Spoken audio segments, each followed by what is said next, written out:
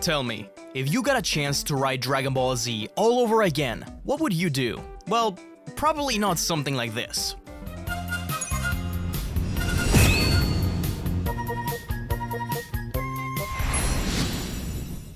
This is Dragon Ball SD, and it's exactly that. Back in 2010, Dragon Ball was seeing a glimpse of a revival. The video games of the PS2 era had done extremely well, and the first animated special in over a decade was just released, introducing Vegeta's younger brother as designed by Toriyama. So, the powers that be decided that it was time to bring Dragon Ball back in manga form, by adapting said special. But how do you follow up one of the most legendary manga runs of all time? An animator from the anime? Maybe. But no. What Shueisha did turned out to be more interesting. Enter Naho Oishi, or Jichi, as she was known back then. She was a Dragon Ball fan manga artist who made a name for herself thanks to her art style, which resembled Toriyama, but had a slight cuteness to it. And, for drawing certain characters kissing. Anyways, she was the one chosen to draw this adaptation. Her art style and passion for Dragon Ball got her the dream job of many fan artists out there. She would go on to draw the episode of Bardock alongside Toriyama's designs, so you can thank her for Super Saiyan Bardock. But really, her mainstay in the Dragon Ball franchise for the last 15 or so years has been a very strange task, rewriting the entirety of Dragon Ball, but making it funnier. Naho Oishi is the author behind Dragon Ball SD, an official Dragon Ball manga remake that has been running in Saikyo Jump since 2010. This is even before the fan manga artist turned Dragon Ball Super artist Toyotaro got a chance to work officially. If I had a quarter for every time a fan manga artist became an official Dragon Ball artist, I'd be able to buy like 7 Dragon Stones. The idea behind SD is that it takes Dragon Ball and uses meta humor to parody itself. I like to think of it as Dragon Ball with the benefit of hindsight. Don't be put off by the art style.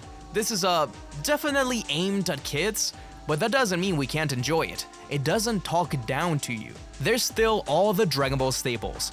Blood, screaming, hair changing color, etc. It's the Dragon Ball you love with 50 times more trunks. Call me the drink. If you're a Dragon Ball fan who knows their stuff, then you'll really appreciate the changes and references. Like this one. At the very start of Dragon Ball, when Bulma tells Goku just what she's going to wish for, she says that he wants a perfect boyfriend. So of course, we cut away to a Frieza ship, where Vegeta sneezes. In Japan and some other countries, sneezing happens when someone is gossiping about you. Later on, when Bulma and Goku meet Master Roshi, Goku is the only one who can ride the flying Nimbus thanks to his pure heart. Bulma gets angry, saying that Goku may be cute now, but later he'll be just as perverted as any other adult, and Roshi agrees, saying that, yup, all men are perverts, giving us a flash forward to Goku offering Bulma's sexy pictures to the old Kai in the Buu arc. The manga recontextualizes various events to make them work in this quirky narrative. So instead of getting Bulma flashing Roshi, they're all attacked by the Pilaf gang early on. This is where Roshi first shows off the Kamehameha, and Goku copies it, falling over and accidentally shooting down the escaping Pilaf gang. This is what convinces Roshi to give them the Dragon Ball. It does feel silly at times, and you can tell this is aimed at getting a new and younger audience into Dragon Ball. But as someone who is far too familiar with the Dragon Ball story, this is all hilarious to me. Toriyama wrote the original story as he went along, without too much planning. So Naho Oishi ties things together that were originally unrelated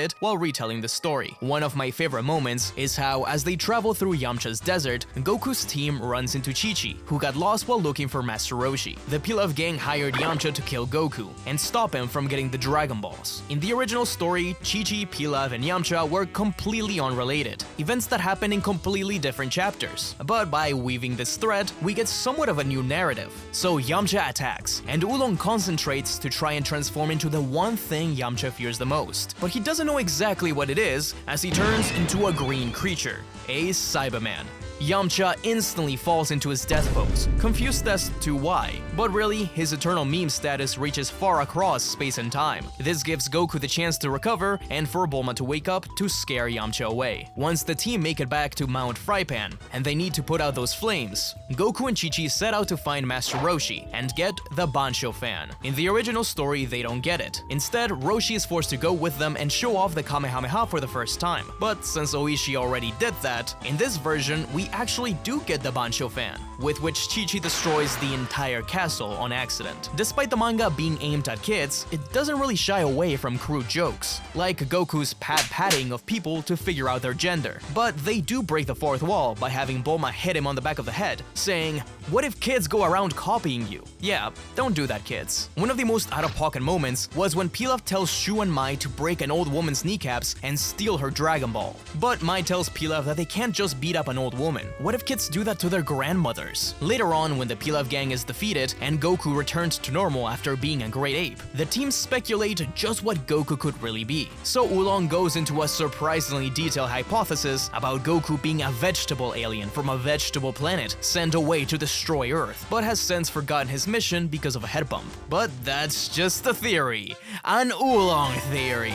But this one scene really shows how much fun Dragon Ball SD can be, since it took a simple coincidence in the original manga where Oolong suggests that Goku could be an alien and runs with it. Did Toriyama know at this point that Goku was a Saiyan? No, definitely not. But Oishi and the audience do, so she really leans into it. There's dozens of examples of funny quips or details, like Master Roshi's fridge being Frieza branded, or when Roshi asks Goku to get him a cute girl before he trains him, Goku brings him the gay guy that hits on Trunks at the end of the series, because he, quote-unquote, talks like a girl. Goku does something similar again later on when he fights Tien, when Tien does his volleyball fist a little too enthusiastically, so Goku assumes that he must be a girl to be talking like that. Unintentionally homophobic Kid Goku aside, since this is a funnier and faster Dragon Ball, we do have some changes or lost characters along the way, like Krillin's bullies during the 21st World Tournament, or Goku regrowing his tail before the tournament and not during his first fight. But they do break the fourth wall to acknowledge this kind of thing. For example, we skip the majority of the first round fights, so the announcer tells us to buy the real Dragon Ball manga if we want to read it. And that's what we call brand synergy. Also, the tournament announcer calls Nam the Curry Prince, which is absolutely insane. And later on, when Nam's fight goes by in just a couple of pages, the announcer tells him to not worry. He'll show up in the next one as King Choppa. Two very distinct characters that just happen to be inspired by Indian culture. So clearly, the announcer might just be a racist. One of the weirdest instances of skipping things is during the Goku vs Jackie Chun fight, where a good chunk of it before Goku goes Ozaru is cut out. So the result is Goku getting a single punch in before Roshi tries to nearly kill him with a Bankuku Bikorisho, a technique that explicitly nearly kills Goku. Is that a fair response to Goku getting one punch in? You decide. When Goku returns to normal, in the original manga, Krillin gives him his clothes, but in this, they never stop the fight, so Goku just fights naked for 10 pages straight, something which Oishi herself acknowledges in a bonus strip, as her mom calls her out for having a bit too much dingling in this volume. After the tournament, Roshi reminds his students that there will always be someone stronger than them out there, like Frieza, Cell, Boo, and of course, Mr. Satan. Some of the best moments are when retcons are worked into the story, like General White having a call with Dr. Gero after number 8 rebels against the army. Dr. Gero wasn't in this story at all. He was retconned as part of the Red Ribbon Army much later on, so having him here early on is really cool, and he promises to make 2 perfect androids next, a pair of twins. But White has a feeling that they're just gonna be failures too. As we skip ahead, when Goku is saved by a mouse who scares off General Blue, he tries to save him back by putting the mouse in his mouth and getting out of that crumbling pirate cave. In the original manga, Goku pays no mind to this disgusting act, but in here, Goku realizes that he tastes really gross and says that maybe in the future he'll grow to hate mice, which is exactly what happens in Neko Majin Z, a self-parody manga by Akira Toriyama, taking place after the original story. At the end of the manga, Goku tells his student,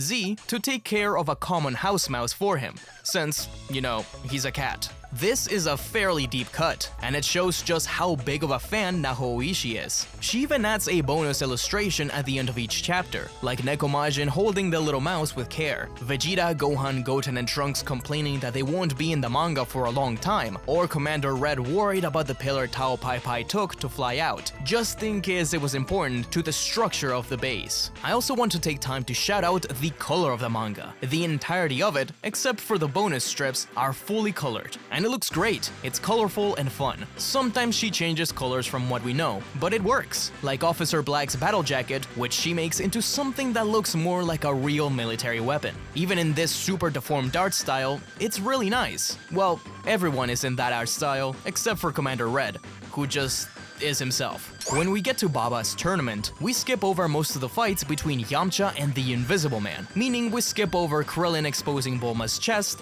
to Roshi, so he nosebleeds all over the invisible fighter. This causes Roshi to crash out and nearly kill Krillin for getting that legendary scene skipped over. Then we get to Devilman, who uses the Devilmight Beam, an attack which takes even a single drop of evil in someone's heart to explode them. Can you imagine if he was around for the Z villains? Well, Devilman himself says that in time he'll be the strongest Dragon Ball villain of them all, showing glimpses of Frieza and Cell exploding thanks to the Devilmight Beam. And so, after the fight against his own Grandpa Gohan and a sweet reunion, Gohan says goodbye, both him and little Gohan, who just shows up in this one random panel because they share a name. This is where Nahoishi does something fun. After the defeat of the Red Ribbon Army and the Baba tournament, Roshi tells Goku to travel the world for 3 years with no flying Nimbus. In the original manga, we just have a time skip. In the anime, we have a bit of filler. But here, we have a whole mini-arc. So how does Goku train his tail? There could be a million ways to do this, but Oishi decided to do something really fun. Vegeta and Raditz crash land on Earth, find Goku, and Vegeta becomes both of their masters while teaching them how to control their tail. It's crazy fun and super weird. I want to make a video covering this story on its own, but by the end of it, Goku has full control of his tail while Raditz and Vegeta return to planet Frieza, crash land, and lose their memories. The 22nd World Tournament was when the manga became a little bit more serious, but was also getting pretty long. Despite skipping fights, it was overall fairly true to the original story. That is, until the end. See, SD left Saikyo Jump for a few years and became an online exclusive series. It looks like those behind the scenes may have gotten a little too anxious to finally get to Z, because while Goku and Tien have their final struggle, and the two get knocked off the arena and fly on opposite directions, in the original, Goku just crashes into a car, which makes him lose. But here, Goku is propelled by the sheer power of plot convenience and his Saiyan instincts to crash into King Piccolo's ship, accidentally killing him and saving the world. The Demon King spits out an egg just in time and explodes. So yeah, we skip the entire King Piccolo arc. Somehow Goku just has enough power to do it. But that's not all. Piccolo's egg flies off into the atmosphere and crashes into Raditz. His ship gets knocked off its path and into a random planet, where Raditz begs Vegeta and Nappa to come get him, but it'll take 10 years for them to get to him. And so, we skip to Dragon Ball Z, the start of the Saiyan arc. No 23rd World Tournament. Instead, Raditz shows up with a much edgier design because of his years being lost in space, and tells Goku about the only 4 Saiyans left, and the extra ones added in the anime and spin-offs. So Piccolo shows up. And no one really knows who he is. Piccolo had been preparing all these years to take revenge, but now it turns out that his father was killed in some stupid accident. He still wants to take over the world, but with Raditz around, he's not gonna be able to do it. Above that, his motherly instincts are telling him to help rescue Gohan. And yes, he literally says motherly instincts. After that, Goku and Raditz are killed by Piccolo, and so he kidnaps Gohan. He tries to entice the kid's powers by throwing him into a mountain. Actually, that looks more like a plateau. But Gohan just crashes into it. Piccolo promises to train him better than Goku ever could, and that in time, he'll realize that Piccolo is the one who really understands him. Citing, of course, the moment when Goku sends out Gohan to fight during the Cell games. When the Saiyans finally arrive, and Yamcha gets ready to fight the Cybermen, he lands with a broken sandal strap, a bad omen in Japan, and is surrounded by marks of death. Sadly, he really can't escape his fate even in this manga. It's funny because many of the fights shortened or skipped were all Yamcha's, which he does call out in a bonus art. Even in this funny spin-off, he gets no breaks. What's worse is when Goku arrives on the battlefield, he lets out a small giggle when he sees Yamcha's death pose. Once the fight against Nappa starts, Tien gets his arm punched clean off. It's just as gruesome as the original, which is exactly why Krillin stops the manga altogether and yells at Nappa for being way too violent. Then, just like with Piccolo in Superhero, Krillin has to remind Tien that he does have a technique to grow extra arms. So Tien regrows his destroyed arm, while Piccolo is disgusted by the technique, despite the fact that he can regrow arms too. As Goku finally arrives at Kami's lookout, Popo asks him why he smells bad. He had actually stepped on poop while running through Snake Way. And if we go back to the page where he's running, we see it happening. In a bonus page, Popo and Kami worry about Goku leaving without wiping his boot. Is this the lowest of lowbrow humor? Yes. Did I cackle? Also yes. During the final fight against Vegeta, while Krillin has the Spirit Bomb, he tries to sense the evil in Vegeta to aim it correctly, but he has trouble because instead, he senses that he's actually not that bad of a guy, seeing scenes from the future of Vegeta having a change of heart. What's going on? It can't be! When Gohan is a great ape, and Vegeta cuts off his tail, Gohan falls balls first onto Vegeta's face. So, after the worst day of his life, Vegeta is allowed to flee by Goku, while our heroes discuss their next step, Planet Namek. Meanwhile, Vegeta has to make an emergency landing at none other than Planet Vampa. The Frieza arc is a little lighter on jokes, as it feels like it's trying to be a straight retelling more than anything else, at least until we get deeper into the story. There's things like Vegeta making fun of Zarbon for saying that he'll transform, only to get called out by the manga itself for having done the exact same thing as the Ozaru. When Zarbon appears to fight Vegeta in front of Krillin and Bulma is sure that he's a good guy because he's a good-looking guy. So Krillin has to remind her that the guys she finds cute always end up being iffy. And in a bonus page, General Blue, Zarbon, and Yamcha are all shown off next to each other as Bulma's bad taste in men. One of my favorite moments is when the Grand Elder awakens Gohan's potential, but accidentally unlocks way too much and gives Kid Gohan Ultimate, getting the stern eyes and the bad language of his older self. So the Elder takes away the power. When Goku arrives and Vegeta wonders if he's become a Super Saiyan, he thinks about how the legendary warrior only appears every 1,000 years. And then Goten, Trunks, Bardock, Broly, and even Onio and Z from Nekomajin show up with a bargain sale sign. So Vegeta runs them out of there. Every 1,000 years my ass. When Goku forces Ginyu to switch places with the frog, and Goku tells Vegeta to let him go, Krillin gets annoyed and tells them that the one they should feel sorry for is the frog. He's literally dying in that injured body, showing us a panel of Ginyu's body bleeding out happily around his frog friends. When Nail asks Piccolo to fuse with him, Piccolo refuses, saying that he doesn't want to do those ridiculous poses. But Nail corrects him, telling him that that happens later on. But we do get to see their fusion in a bonus page, though he just kinda looks like he changed clothes. Frieza eventually realizes that Gohan is a Saiyan as well, assuming that he must be Raditz's son. So of course, Krillin's bald ass must be Nappa's kid, right? Once Goku comes into the fight, Frieza recognizes him as the son of the Saiyan who stood up against him. Damn it! But then again, there was that other Saiyan with that haircut, and Kakarot also has Nappa's nose and Raditz's eyes, who knows? To Frieza, all Saiyans look the same. Goku also assumes that Super Saiyan has to be a supermarket or something, and then Vegeta dies. During the fight against Frieza, we cut to Earth, where Chi-Chi hopes that Gohan is eating every day, and that Goku comes back with a job. But working for the Frieza Force probably isn't a good idea. So when Frieza offers him a spot on his empire, Goku explicitly says, "Nah, I don't plan on ever working. Even when I come back to Earth, I'll just keep training without listening to Chi-Chi about getting a job." One of my favorite moments is when Goku goes Super Saiyan, and he goes a little too far, all the way into Super Saiyan Blue. Gohan tells his father that his hair color shouldn't be that way, so he changes again into Super Saiyan God. Still not right. So one last time, Goku transforms, finally into the correct Super Saiyan, and Gohan tells him to save the others for future transformations. Frieza doesn't care if Goku changed into some weird color, but Gohan calls him out for changing into weird colors himself in the future. Twice, really, as the two get ready for their final fight, and Frieza fires a ki ball to destroy the planet. You miserable insect! Frieza! And that was some of the funniest moments in the first 9 volumes of Dragon Ball SD. There's a ton I glossed over, and more volumes to cover. But I've only been able to get my hands up to volume 9, which ends right as Goku goes Super Saiyan. I had to import them from Spain. I wanted this to be more of a collection of greatest hits, an introduction to SD. I want to cover this manga in a lot more detail. I didn't even go over the hilarious bonus manga of future Trunks messing up his time travel over and over again. So if you guys want me to cover those mini stories in detail, or maybe even Dragon Ball SD as a whole, let me know in the comments. Don't forget to crash into that subscribe button, and if you're looking for more weird Dragon Ball media, check out my video on the lost and forgotten Dragon Ball specials.